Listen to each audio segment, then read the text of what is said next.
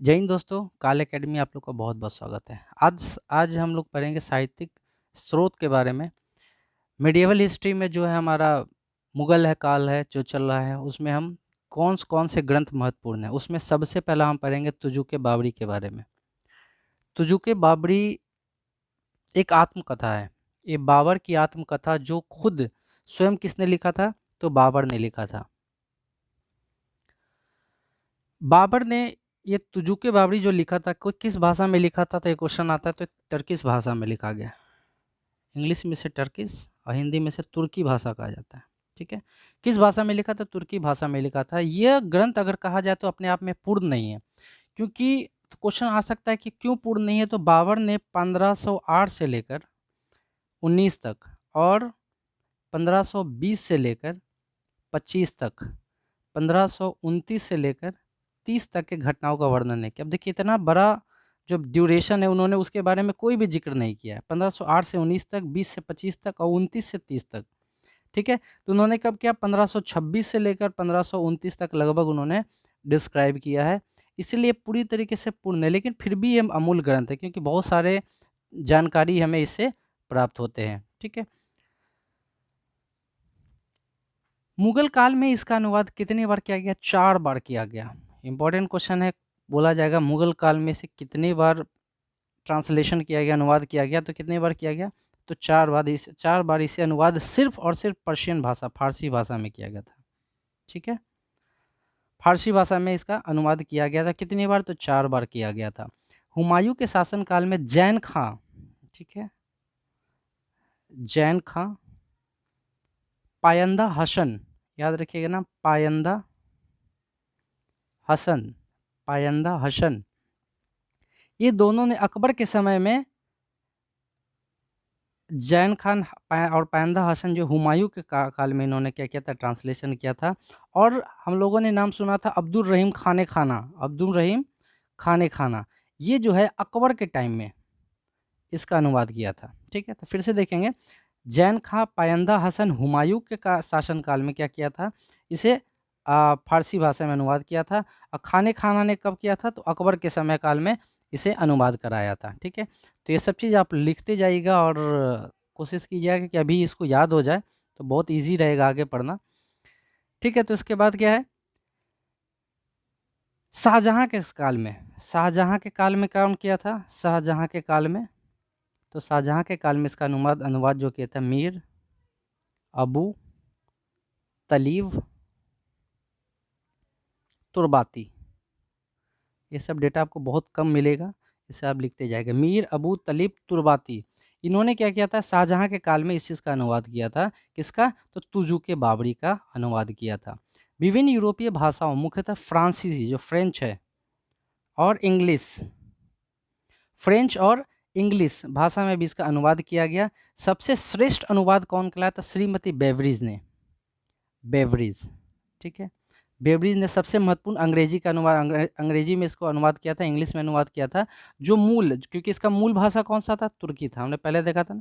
Turkish भाषा में किसने? बाबर ने लिखा था। मूल भाषा से डायरेक्ट ट्रांसलेशन किसमें किया था? बेवरीज जी ने, श्रीमती लेडीज़ थी, बेवरीज जी ने इंग्लिश में इसका अनुवाद किया था। हालाँकि ये पुस्तक बाबर के जीवन काल की समस्त व्याख्या नहीं करता जो बेवरीज, और ख़ासकर ये हमारा तुजुक-ए-बाबरी, क्योंकि हस्तलिपियों की जो मूल प्रति है वो भी बहुत अंतर है दोनों में। इसलिए कहानी का सिर्फ़ क्या कुछ-कुछ भाग हमें उसको उभर कर सामने आता है। पूरी तरीके से अगर देखा जाए तो बाबर का जो 48 साल का जो जीवन काल था, बाबर का जो 48 काल का जो जीवन काल था, उसमें से मात्र ये 18 साल, 18 वर्ष की ही जानकारी दे पाता, उसके बारे में उसके आगे नहीं दे पाता है। एल्फिस्टन ने तुजुक-ए-बाबरी अथवा बाबर नाम, दोनों नाम इसका है भी है, बाबरनामा इसे भी बोला जाता है, ठीक है? क्योंकि बाबर ने लिखा था, बाबर का ये क्या है? खुद का लिखा हुआ था। एशिया में पाए जाने वाली ऐतिहासिक एकमात्र ऐसा ग्रंथ है जिसमें क्या होता है कि कहीं न कहीं इसका सच्चाई, क्योंकि खुद के बारे में उन्होंने लिखा। लेकिन ये भी बता दूँ कि जानकारी तो खुद के बारे में देते हैं, लेकिन वो अपनी बुराइयाँ छिपा लेते हैं।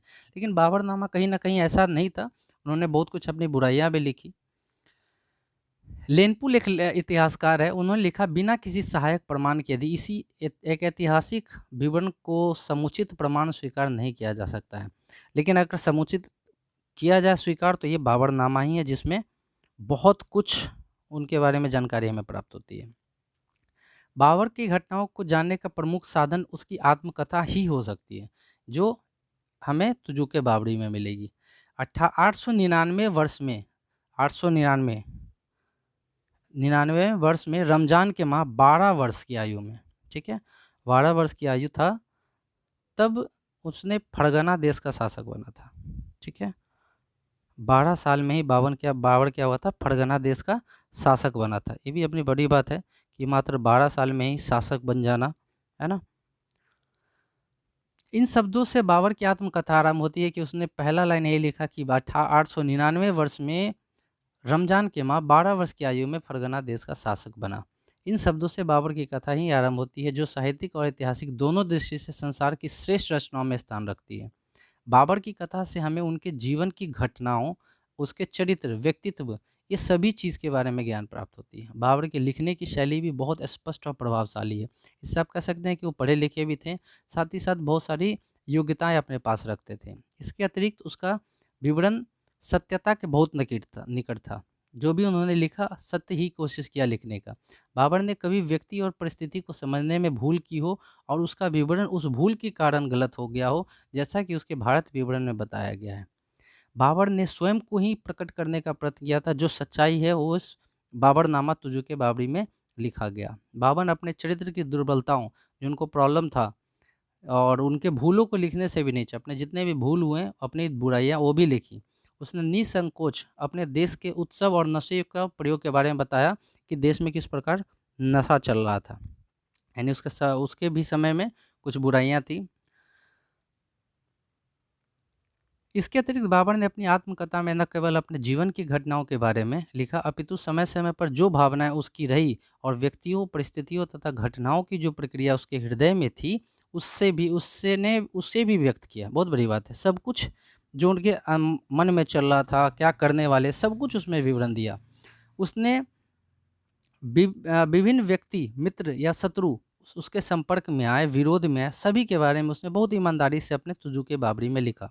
उसने दौलत खां लोधी, इब्राहिम लोधी, आलम खां लोधी, राणा सांगा, सभी के बारे में लिखा। बहुत बड़ी बात है।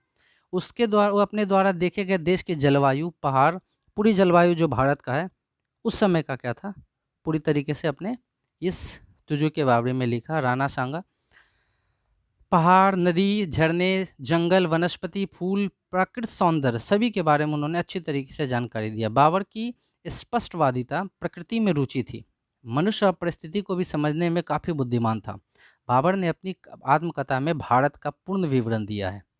यहाँ के लोग कैसे रहते थे, किस तरह के मकान में रहते थे, भोजन कैसा था, इस सब चीज़ के बारे में उन्होंने लिखा। उसने ये भी लिखा, भारत प्रथम, द्वितीय और तृतीय जलवायु के बीच में। क्वेश्चन बहुत इंपॉर्टेंट है। भारत क्या है, प्रथम, द्वितीय, तृतीय जलवायु के बीच में स्थित है। यहाँ पर क्या होता है कि पेड़, पत्थर, घूमने वाली जातियाँ सभी है यहाँ पर।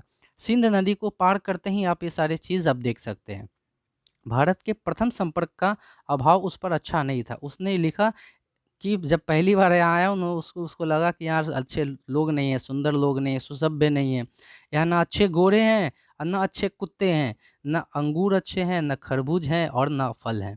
यहाँ अच्छी रोटी नहीं मिलती है, गर्म पानी के हमाम नहीं मिलते हैं, ना यहाँ उच्च विद्यालय मिलते हैं। यहाँ बत्तियों और मसालों का प्रयोग नहीं होता है, यहाँ पर तेल के दीपकों का प्रयोग होता है। ठीक है, ये सब चीज़ का वर्णन उन्होंने अपने तुजुक बावरी में लिखा है। और ये जो दीपक जो जलते थे, नौकर अपने हाथ में लिए खड़े रहते थे। बड़ी बड़ी नदियाँ और पहाड़ी झरनों के पानी के अतिरिक्त यहाँ पानी का भी कुछ अभाव था। यहाँ बगीचों के चारों तरफ दीवारें नहीं थे, लोगों के रहने के मकान भी यहाँ अच्छे नहीं थे, न उनमें हवा का उचित प्रबंध था। किसान और निम्न श्रेणी के व्यक्ति अधिकांश नंगे रहते थे। यहाँ पुरुष केवल लंगोटा का प्रयोग करता था और स्त्रियाँ एक ही कपड़े से अपने कमर के नीचे के भाग को ढकती और सिर को भी उसी से ढकती थी। परंतु भारत के बारे में उसने कुछ अच्छा भी लिखा। ये सब तो बुराइयाँ हमने देख लिया कि बहुत सारी बुराइयाँ भी किया, ऐसा नहीं, बुराइयाँ, अच्छाइयाँ भी उसने बहुत कुछ लिखा। बुराई के बारे में हमने देख लिया कि अपने समय में जो उसने फर्स्ट इंस्टेंट में देखा उन्होंने सब कुछ लिख दिया। अच्छाई क्या करते हैं, उसने लिखा, हिंदुस्तान की सबसे अच्छी बात यह विस्तृत देश है और यहाँ सोना चांदी तो भरपूर मात्रा में है। सोना चांदी यहाँ भरपूर है। बाबर यहाँ की वर्षा से बहुत पसंद होता था। उसने लिखा कि कभी-कभी एक दिन में 10, 15, 20 बार भी बारिश हो जाता था। अचानक यहाँ मूसलाधार बारिश हो जाती है और वे नदियों जिनमें बिल्कुल पानी नहीं होता, पानी से लबालब भर जाती थी। वर्षा के समय यहाँ की जलवायु बहुत मज़ेदार हो जाती है, परंतु इसका सबसे बड़ा दोष क्या होता था? दीवारों में सिलन, कपड़ों में सिलन और ख़ासकर जंग लगना, ठीक है? वहाँ जंग लगना बहुत बड़ा यहाँ का प्रॉब्लम था, उन्होंने ऐसा बताया। कवच, पुस्तक, वस्त्र, बर्तन आदि सभी पर इसका प्रभाव होता था, सभी बेकार हो जाते। वर्षा के अतिरिक्त गर्मी और जाड़ों में यहाँ अच्छी हवा चलती है। वर्षा से पहले 5 या 6 बार हवा बहुत तेज़ चलती है। उन्होंने सारा कुछ वर्णन किया है अपने तुजू के बावरी में। बहुत धूल उड़ती है, जिसे यहाँ के लोग क्या कहते हैं? आंधी पुकारते हैं। बाबर ने यह भी लिखा कि हिंदुस्तान की एक बड़ी अच्छाई ये है कि यहाँ बहुत बड़ी संख्या में प्रत्येक का कार्य करने वाले लोग, मतलब लेबर बहुत ज़्यादा यहाँ उपलब्ध है। कोई भी कार्य करने के लिए बहुत अच्छा है। मेरे द्वारा आगरा में इमारतें बनाते समय 680 कारीगरों ने कार्य किया था, ठीक है? बाबर खुद लिखता है। आगरा, सिकरी, बयाना, धौलपुर, ग्वालियर और कोल आदि में मेरी इमारतों के लिए पत्थर काटने हेतु 1491 कारीगर थे उनके पास, यानी कि यहाँ पर लेबर की कमी नहीं थी। इसी प्रकार यहाँ प्रत्येक का कार्य करने के लिए अनगिनत दस्तकार और कारीगर थे। बाबर ने भारत की राजनीति स्थिति और अपने शत्रुओं से हुए युद्ध का वर्णन भी किया है। भारत की राजधानी इसने दिल्ली बताई है, जहाँ इब्राहिम लोदी शासन करता था। उसने दिल्ली, गुजरात, बहमनी, मालवा और बंगाल के मुसलमान शासकों तथा विजयनगर और मेवाड़ के हिंदू शासकों का भी विवरण दिया है। उसने दौलत खां लोदी, इब्राहिम लोदी और राणा सांगा से हुए अपने युद्धों का भी वर्णन दिया है। उसने अपनी शत्रु और सेना की संख्या, संगठन, युद्ध शैली, अपनी सफलता के बारे में पूरी तरीके से लिखा है। बाबर का विवरण मुख्यतः भारत विवरण न तो पूर्ण है और न ही पूरी तरीके से ठीक भी है। बाबर ने खानदेश, उड़ीसा, सिंध और कश्मीर राज्यों का तो वर्णन ही नहीं किया है। भारत में उस समय तक पुर्तगाली भी आ चुके थे, पुर्तगाली के बारे में उन्होंने कुछ नहीं बताया। बाबर ने उनका भी एक भी वर्णन नहीं किया, अन्य दृष्टि से भी उसका विवरण पूर्ण नहीं माना, इसलिए माना जाता है। इसी प्रकार उसने भारत विवरण को पूर्णतः ठीक भी स्वीकार नहीं किया जाता, क्योंकि बहुत सारे विवरण उन्होंने दिया ही नहीं है। बाबर ने अपने मुख्य विपक्षियों अर्थात इब्राहिम लोदी और राणा सांगन की सेना जो है, राणा सांगा और इब्राहिम की सेना को बहुत ज़्यादा बढ़ा दिया। एक्चुअली वो अपने आप को इस बुक के ज़रिए दिखाना चाहता था कि वो कितना शक्तिशाली है। बट उसने क्या किया कि इसलिए उन्होंने क्या किया कि जो सामने जो उनके विपक्षी थे इब्राहिम लोदी और राणा सांगा, उसका संख्या बढ़ा दिया। उस लोग इतने ज़्यादा लोग थे, लेकिन हम कम होकर भी उसको मार दिया। अपनी बहादुरता को उन्होंने दिखाया। बाबर बाबर को भारत में समय भी बहुत कम मिला, 4-5 साल ही रहा और उसमें भी युद्ध में ही लगा रहा। इसके अतिरिक्त उसने जो भी देखा एक विजेता की दृष्टि से देखा। यह स्वीकार नहीं किया जा सकता है कि उस समय भारतीय सुसभ्य न थे, पूरी तरीके से सुसभ्य थे। अगर ऐसा हो रहा था तब भारत की स्थिर स्थिति अच्छी नहीं रह पाती। भारत के सुसभ्य व्यक्तियों के संपर्क में आने का अवसर मिलता तब, क्योंकि वो 4 साल के रहा, कैसे लोगों के बीच में आया तो है नहीं, इसीलिए उसको उतना जानकारी नहीं था। उसके विचारों में परिवर्तन पक्का हो जाता अगर वहाँ से ठीक यहाँ पर कुछ साल और रह जाता तो। वह भारत के निवासियों के बारे में ठीक निर्णय लेता कब, जब यहाँ वो ज़्यादा समय बिताता। परंतु कुछ दोषों के होते हुए भी, दोष तो है तुजू के बाबरी में, क्योंकि बाबर खुद के बारे में बहुत मात्र 12 साल के बारे में के ही बता पाया, उससे ज़्यादा वो बता नहीं पाया। मेन जो पॉइंट था वो अपने लिख नहीं पाया कुछ साल, क्योंकि बिजी था युद्ध में। लेकिन फिर भी बाबर के काल के इतिहास के संबंध मूल्यवान ऐतिहासिक सामग्री से माना जा सकता है। और अगला जो हम टॉपिक लाएंगे तारीख़ रशीदी जो लिखा गया है उनके संबंधी जो थे मित्र मिर्ज़ा मोहम्मद हैदर दुगलात के द्वारा, वो पढ़ेंगे अगले टॉपिक में। Thank you very much.